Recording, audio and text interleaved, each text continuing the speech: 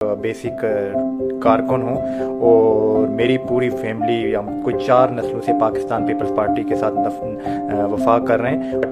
Party के ऊपर मुश्किल वक्त आएगा तो हम पार्टी के साथ चट्टान की तरह खड़े होंगे।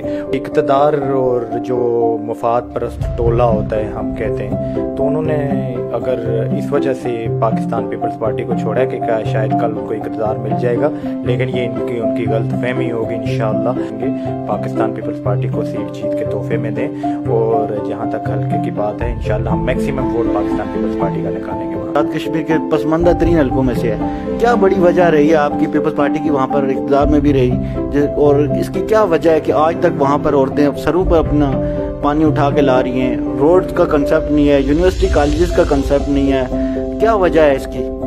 देखें, ये जो हमारे मुंतखब एमएलए साहब थे पिछले कोई 10-12 साल से वही एमएलए हैं मुंतखब, वो कोई मेगा प्रोजेक्ट नहीं ला सके। वो टूटी खंबे की सियासत करते रहे और अपने जो सियासी ठेकेदार होते हैं उनको नवाजते रहे। किसी को रोड दे दी, किसी को पानी का मंसूबा दे दिया, लेकिन कोई। अस्सलाम वालेकुम नाजरीन, प्रोग्राम खबर से हकीकत के इस सफर में मैं हूँ आपका होस्ट वकारुज़्ज़मान कियानी और आप देख रहे हैं जेके न्यूज। हम आपको लेकर जाएंगे जाए वारदात पर, जहाँ पर आप खुद देख सकेंगे सच्चाई अपनी आंखों से। मुख्तलिफ अखबारात में छपने वाली खबरों और उनकी सच्चाई के बारे में हम जानेंगे अपने प्रोग्राम में शामिल एक्सपर्ट्स की नजर से। देखना मत भूलिए प्रोग्राम न्यूज पॉइंट वकारुज़्ज़मान कियानी के साथ, सिर्फ और सिर्फ जेके न्यूज पर। अस्सलाम वालेकुम नाजरीन, प्रोग्राम न्यूज पॉइंट के साथ वकारुज़्ज़मान कियानी आपकी खिदमत में हाजिर है और आप देख रहे हैं जेके न्यूज। नाज़रीन, आज पाकिस्तान पीपल्स पार्टी आज़ाद कश्मीर के मरकज़ी रहनुमा सरदार वकास जावेद हमारे साथ मौजूद हैं। आप यूथ एक्टिविस्ट हैं और यूथ की जो डेवलपमेंट और एजुकेशन के हवाले से आपने बहुत ज़्यादा काम किया। सरदार साहब, खुशामदीद कहते हैं अपने प्रोग्राम में आपको। अस्सलाम वालेकुम, बहुत शुक्रिया आपका कि जी आपने हमें इन्वाइट किया। सरदार साहब, आप हल्का अल्ले 24 पुंछ सदनोती से उम्मीदवार बराए कानून साज़ असम्बली है पाकिस्तान पीपल्स पार्टी की जानिब से, और आप टिकट के भी ख्वाहिशमंद हैं। क्या कारकर्दगी आपकी, किस बेस पे आप समझते हैं कि आपको पार्टी टिकट जारी करेगी, और क्या कारकर्दगी है जिस बेस पे आपको उन्हें जारी करना चाहिए टिकट? नहीं, पहले तो वकारुज़्ज़मान कियानी साहब, आपका और आपकी टीम का बड़ा शुक्रिया कि आप हमारे पास तशरीफ़ लाए।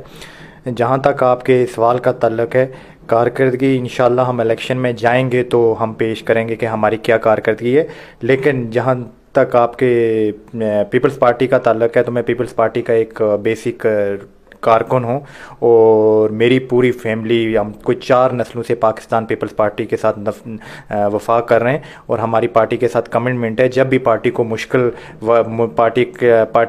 पार्टी के ऊपर मुश्किल वक्त आएगा तो हम पार्टी के साथ चट्टान की तरह खड़े होंगे। और आज मैं समझता हूँ कि आज जब हमने पार्टी ने बहुत सारे ऐसे लोगों को नवाजा जो 19-20 हज़ार वोट लेके अपनी वफादारियाँ बदल गए, तो आज उन्होंने पार्टी नहीं बनाई, तो पार्टी के ऊपर मुश्किल टाइम आया है, तो हम पार्टी के साथ खड़े हैं इस वक्त। सर, फ़हीम अख्तर रब्बानी साहब पार्टी छोड़ चुके हैं, क्या वजह हो सकती है, कुछ बता सकते हैं आप? देखे जी, ये इक़्तिदार और जो मफाद परस्त टोला होता है हम कहते हैं, तो उन्होंने अगर इस वजह से पाकिस्तान पीपल्स पार्टी को छोड़ा है कि क्या शायद कल उनको इक़्तिदार मिल जाएगा, लेकिन ये उनकी गलतफहमी होगी। इंशाअल्लाह ये सियासत, आपको पता है, उन्होंने अपने आप को सियासी तौर पर दफन कर दिया, अपनी सियासत को दफन कर दिया पाकिस्तान पीपल्स पार्टी छोड़ के। सर, क्या आपका इन्फॉर्मेशन है कि अख्तर रब्बानी साहब की जाने के बाद हल्के की क्या सिचुएशन रहेगी? अगर आपको टिकट मिलता है तो क्या आप वहाँ से जीत सकेंगे? इंशाअल्लाह सर, इंशाअल्लाह हम हर कोशिश करेंगे पाकिस्तान पीपल्स पार्टी को सीट जीत के तोहफे में दें, और जहाँ तक हल्के की बात है इंशाअल्लाह हम मैक्सिमम वोट पाकिस्तान पीपल्स पार्टी का निकालेंगे वहाँ से। सर, जो मेरी इन्फॉर्मेशन है कि आपका हल्का आज़ाद कश्मीर के पसमानदा तरीन हल्कों में से है, क्या बड़ी वजह रही है आपकी पीपल्स पार्टी की वहाँ पर इक़्तिदार में भी रही, और इसकी क्या वजह है कि आज तक वहाँ पर औरतें सरों पर अपना पानी उठा के ला रही हैं? रोड का कंसेप्ट नहीं है, यूनिवर्सिटी कॉलेजेस का कंसेप्ट नहीं है, क्या वजह है इसकी? देखें, ये जो हमारे मुंतखब एमएलए साहब थे पिछले कोई 10-12 साल से वही एमएलए हैं मुंतखब, वो कोई मेगा प्रोजेक्ट नहीं ला सके।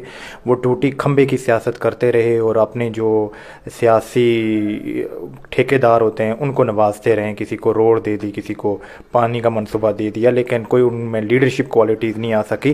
तो ये सारा, जिस तरह से आपने बताया कि आपके दादा से लेकर आप पीपल्स पार्टी में रहे, कुर्बानियाँ भी दी आपने, آپ کے والد صاحب بھی مشیر حکومت رہے گزشتہ حکومت میں، تو اس میں آپ کی کیا کارکردگی ہے؟ اس میں آپ نے اس حوالے سے کوئی احتجاج کیا ہو یا کوئی کارکردگی کی ہو؟ دیکھیں جی، جس وقت میرے دادا کونسلر تھے یونین کونسل نیریاں سے، تو آزاد کشمیر کے سب سے زیادہ جس یونین کونسل نے ترقی کی تھی، ایک رپورٹ بھی ہے اس کے اوپر، تو وہ یونین کونسل نیریاں تھی۔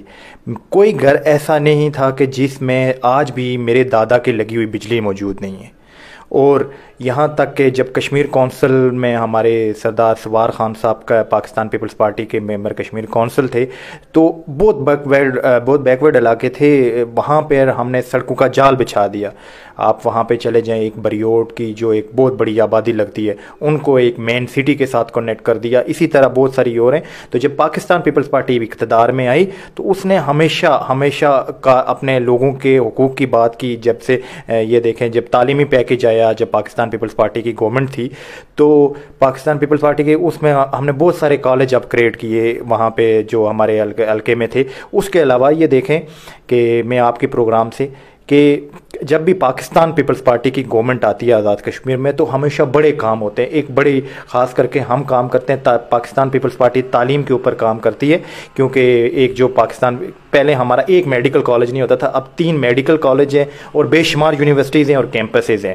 ابھی کل کسی نے سردار صاحب یہاں پہ معذرت ایک شارٹ، کیونکہ پروگرام کا ٹائم شارٹ ہے، میں آپ سے یہ پوچھنا چاہوں گا، آپ یوتھ ایکٹیوسٹ ہیں اور آپ نے امریکہ سمیت مختلف کنٹریز کے دورے بھی کیے اس پلیٹ فارم سے، تو آپ اگر منتخب ہوتے ہیں یا آپ کو ٹکٹ دیتی ہے پارٹی، تو آپ کی ترجیحات ہوں گی یوتھ کو ایکٹیویٹ کرنے میں، یوتھ کے جو یوتھ انفارمیشن ایجوکیشن میں آپ کون سے ایسے پروجیکٹس ہیں جو آپ لانا چاہ رہے ہیں آزاد کشمیر کے اندر؟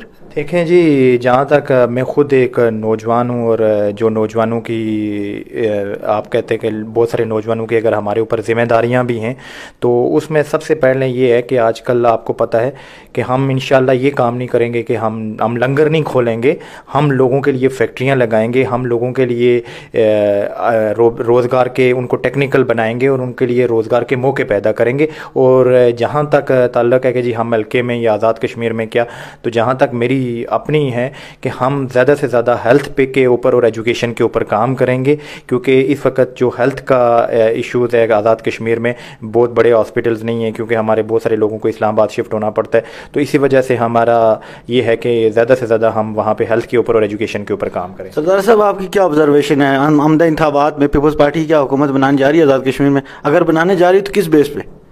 انشاءاللہ دیکھیں جی، ہمارے امیدوار سب سے زیادہ پاکستان پیپلز پارٹی نے ابھی ورکر کنونشن کیے تھے، ابھی 11 کو بلوچ میں ہمارا مرکزی ورکر کنونشن ہو رہا ہے، تو واحد پارٹی ہے جس کے آزاد کشمیر میں ابھی ورکر کنونشن ہوئے ہیں، اور آپ کہہ سکتے ہیں کہ پوری ہمارے لوگ جو ہمارے کارکن ہیں وہ پوری طرح پہ چارج ہیں، اور الحمدللہ انشاءاللہ ہم بہترین رزلٹ دیں گے، اور 20-21 سیٹیں ہم پاکستان پیپلز پارٹی کی آزاد کشمیر میں لیں گے۔ جی بالکل ناظرین، ہمارے ساتھ سردار وقاص جاوید صاحب موجود تھے اور بڑے پر امید ہیں انتخابات کے لیے اور ڈٹ کے مقابلہ کرنے کی امید سے ہیں۔ انشاءاللہ اگلے پروگرام تک اجازت دیجیے، اللہ نگہبان۔